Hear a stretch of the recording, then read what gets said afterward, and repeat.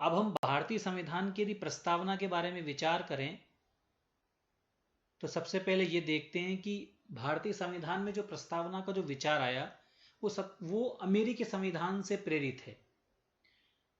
अमेरिकी संविधान से प्रेरित होकर भारतीय संविधान में इस प्रस्तावना को डाला गया। यदि हम भारतीय संविधान की प्रस्तावना के भाषा और भाव पर बात करें तो वो ऑस्ट्रेलिया के संविधान से प्रेरित है। प्रस्तावना का जो स्रोत या हम देखें प्रस्तावना कहाँ से अधिग्रहित है, प्रस्तावना की जो कहाँ से ली गई है, तो उसके बारे में पंडित जवाहरलाल नेहरू के द्वारा संविधान सभा में जो 13 दिसंबर 1946 को उन्होंने उद्देश्य प्रस्ताव प्रस्तुत किया और जो 22 जनवरी 1947 को स्वीकृत हुआ, वही उद्देश्य प्रस्ताव हमें प्रस्तावना के रूप में हमारे सामने है। उद्देश्य प्रस्ताव बहुत महत्वपूर्ण प्रस्ताव है। हमारे भारतीय संविधान के जितने भी दार्शनिक आधार हैं, भारतीय संविधान जिनसे प्रेरित है, उनकी यदि पूर्व विवेचना हम देखें तो उद्देश्य प्रस्ताव में हमें नजर आती है। उद्देश्य प्रस्ताव को वस्तुनिष्ठ प्रस्ताव भी कहा जाता है। ये कॉम्पिटिटिव एग्जाम के दृष्टि से बहुत महत्वपूर्ण प्रश्न भी है। जब हम प्रस्तावना देखते हैं तो प्रस्तावना में जो सबसे पहला जो शब्द आता है वह आता है हम भारत के लोग। यह शब्द संयुक्त राष्ट्र संघ के चार्टर से प्रेरित है। इसका तात्पर्य यह है कि हमारी संयुक्त राष्ट्र संघ के संविधान में पूरी तरह आस्था है। हम संयुक्त राष्ट्र संघ के आदर्शों को हम स्वीकार करते हैं और उन्हीं से प्रेरित होकर प्रस्तावना में हम भारत के लोग शब्द लिया गया है। यूएनओ में वी द पीपुल के नाम से ये शब्द मिलता है यूएनओ के चार्टर में। प्रस्तावना वास्तव में हमारे संविधान का सार है।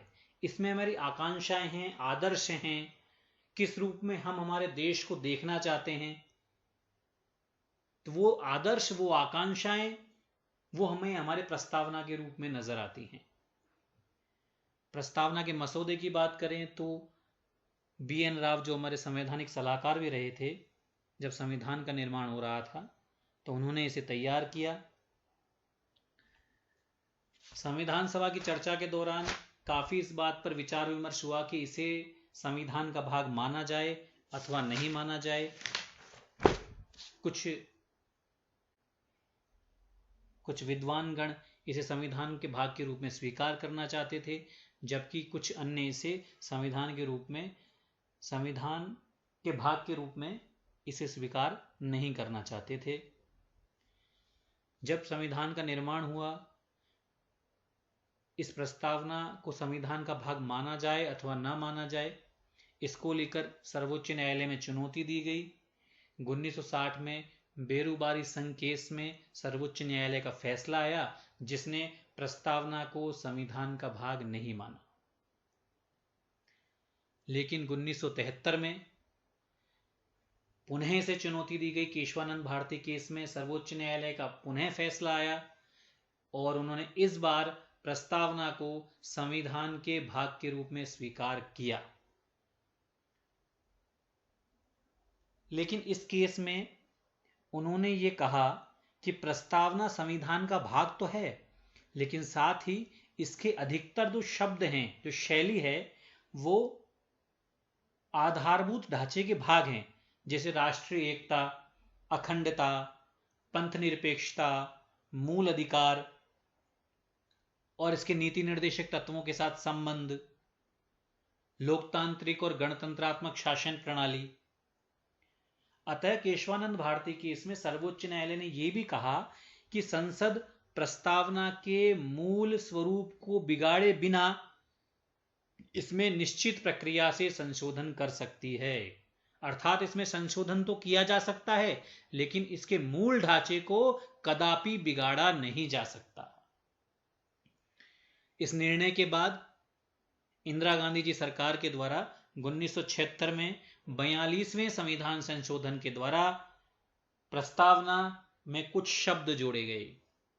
प्रस्तावना के पहले पैरा में समाजवादी और पंथ निरपेक्ष, और छठे पैरा में अखंडता शब्द जोड़ा गया। इसे संविधान के भाग के रूप में जब मान लिया गया तो पुनः इसे 1993 में एसआर बॉम्बे केस में चुनौती दी गई, लेकिन वहां भी सर्वोच्च न्यायालय ने इसे संविधान का भाग माना और पुनः इसकी पुष्टि 1995 के LIC केस में की गई। इस प्रकार संविधान का एक महत्वपूर्ण भाग हमारी प्रस्तावना है। प्रस्तावना में केवल इंदिरा गांधी जी सरकार के द्वारा 1976 में एक बार ही संशोधन किया गया है, उसके बाद इसमें अभी तक कोई संशोधन नहीं किया गया। प्रस्तावना हमारे लिए आदर्श है और प्रस्तावना का प्रयोग संविधान की व्याख्या के लिए किया जाता है। प्रस्तावना हमारे लिए इतनी ज्यादा महत्वपूर्ण है कि हमें जो आदर्श हैं, जो हमारे जो संविधान का सार है, वो एक प्रस्तावना के रूप में हमें दिखाई देता है।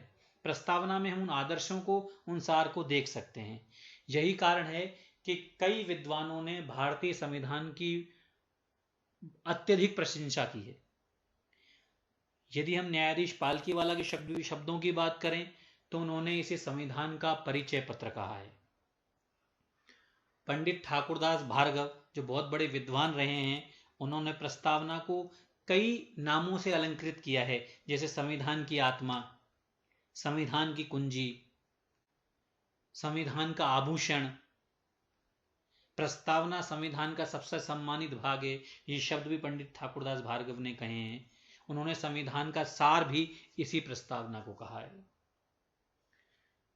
बारकर जो राजनीति विज्ञान के बहुत बड़े विद्वान रहे हैं, उन्होंने तो यहां तक कहा है कि किसी भी देश की प्रस्तावना इतनी अच्छी नहीं है जितनी भारत देश की है। वो बारकर भारत के संविधान की प्रस्तावना से बहुत ज्यादा प्रभावित थे, इसीलिए उन्होंने संविधान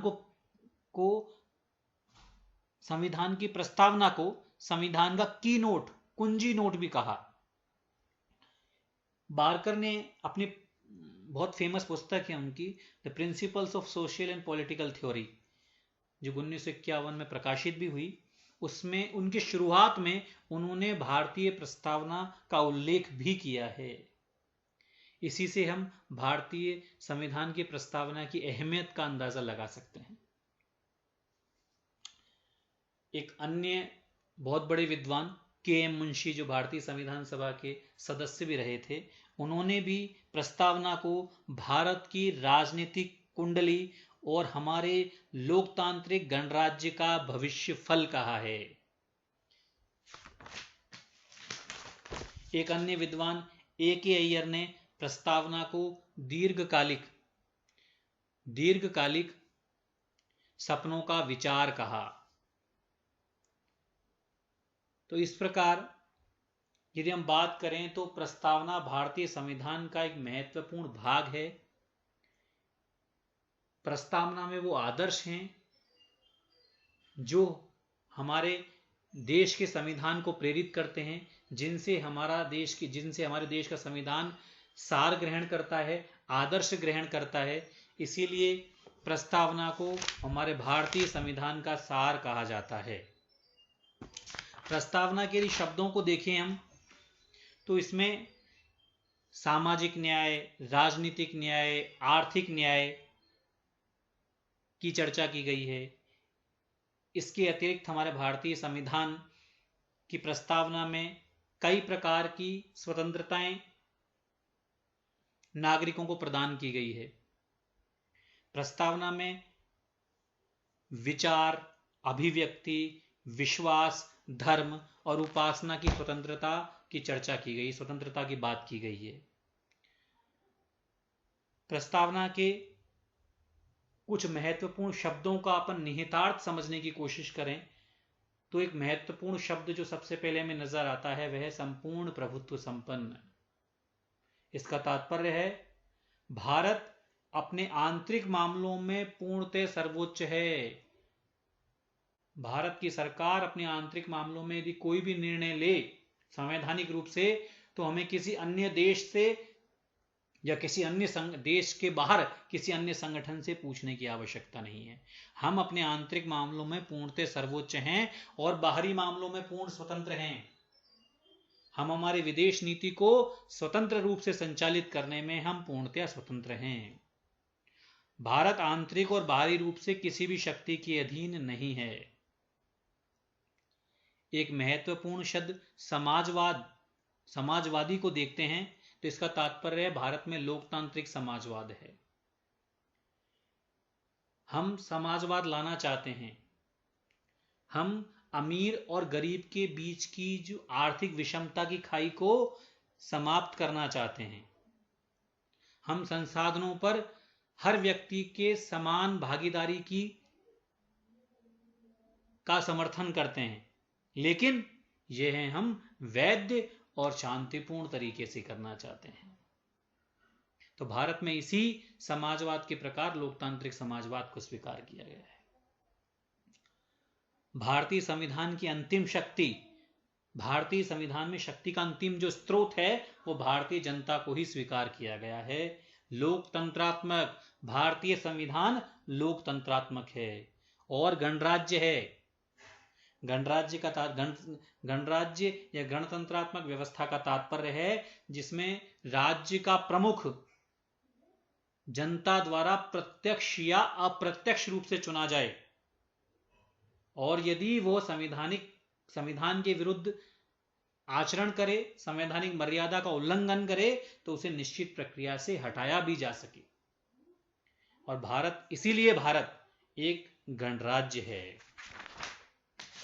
भारत एक पंथ निरपेक्ष राज्य भी है। भारत एक राज्य है और भारतीय राज्य का कोई धर्म नहीं है, लेकिन भारत में जो राज्य है वो सभी धर्मों के साथ समान व्यवहार करेगा। सभी लोगों को धार्मिक स्वतंत्रता का अधिकार दिया गया है, जो भारतीय संविधान के पंथ निरपेक्ष होने की पुष्टि करते हैं। इस प्रकार भारतीय प्रस्तावना भारतीय संविधान का एक महत्वपूर्ण भाग है, महत्वपूर्ण टॉपिक हैं। इनमें से कई प्रश्न कॉम्पिटिटिव एग्जाम में पूछे जाते हैं। यह आपका टॉपिक हो चुका है और अगले वीडियो में हम अन्य टॉपिक की चर्चा करेंगे। धन्यवाद।